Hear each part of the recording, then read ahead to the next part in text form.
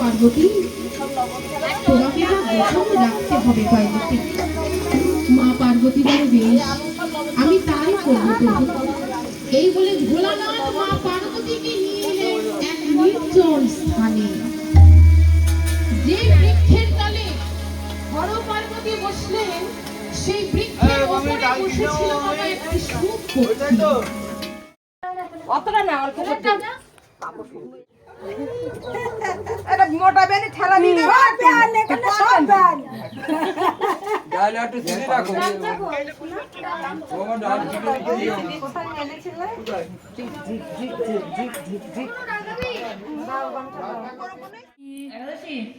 পাঁপড়, chips, বিষ ডাল, আর এটা কি তরকারি, পায়েস।